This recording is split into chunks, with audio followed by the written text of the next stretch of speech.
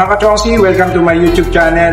For today's video ay gagala tayo mula dito sa Cubao papuntang Santa Mesa. Kasama natin si Chongsi Mika. Tara mga ka-Chongsi. Ito mga ka-Chongsi, kasama na natin si Chongsi Mika. Nandito kami ngayon sa Farmers. Time check, 7:40. Close na yung ibang pwesto. Pupunta kami ngayon sa Santa Mesa mga ka-Chongsi. Tara, samahan nyo kami. Co-commute tayo by jeep or LRT. O tara mga ka-Chongsi, commute tayo pumunta sa Santa Mesa by LRT. Cubao, isang distrito sa Quezon City na mayaman sa kasaysayan at kultura na nagpasimula sa pagusbong at pagunlad at ngayon naging isang sentro ng komersyo at entertainment. Ang Cubao ay kilala sa mga nagtataasang shopping mall nito tulad ng Ali Mall at Farmers Plaza, at ang pinakabago ay ang Gateway Mall kung saan maraming tao ang nagtitipon-tipon dito upang mamili, kumain at mag-enjoy sa mga atraksyon. Ang distrito ay mayroon ding mga sinehan, restaurant at bar na nagbibigay ng buhay sa gabi. Sa paglipas ng panahon, ang Cubao ay naging isang modelo sa pagunlad at pagusbong ng Quezon City. Ang distrito ay patuloy na lumalago at umuunlad na nagbibigay ng oportunidad sa mga negosyante, manggagawa at mga residente. Ang Cubao ay isang patunay na ang Quezon City ay may malaking potensyal para sa pagunlad at pagusbong. Ang distrito ay patuloy na magiging isang sentro ng komersyo, kultura at entertainment sa lungsod. So mga Chongsi, palabas na kami ng Gateway Mall 1. Tapos lilipat tayo doon. Tayong terminal.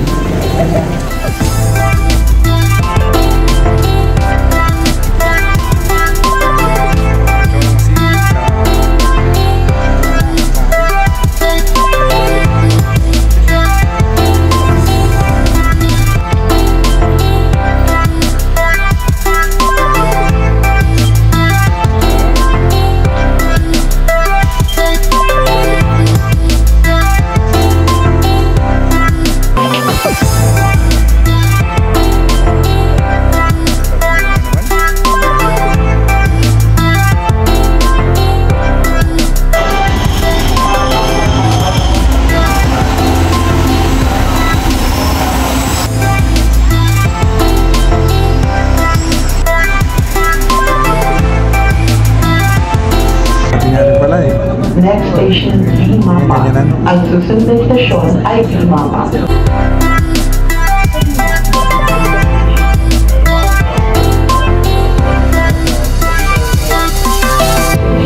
Paparating na sa Purana Station.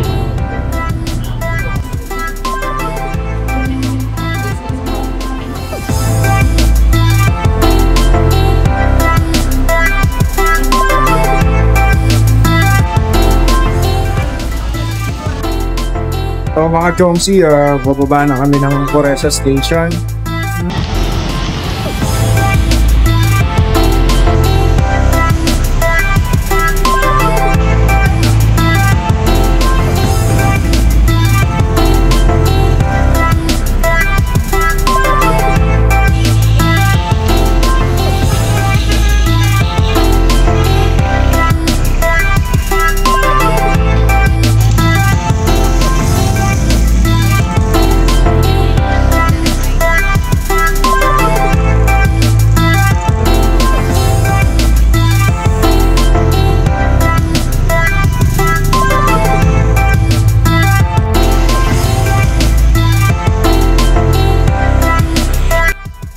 So mga Chongsi, nandito na kami sa PUP compound.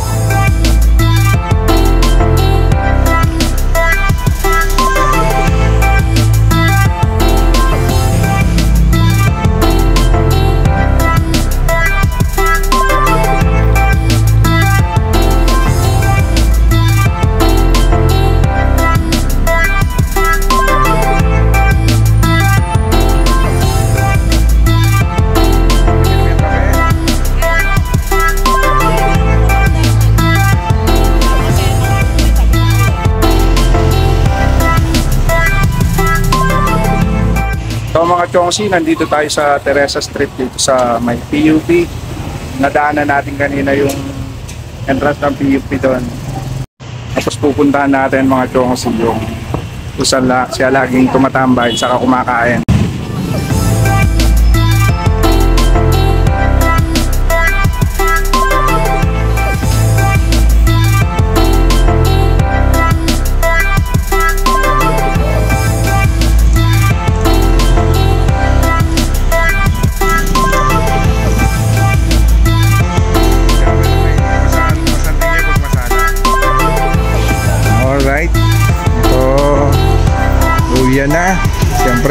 dito na lang tayo. See you in the next one. Bye-bye!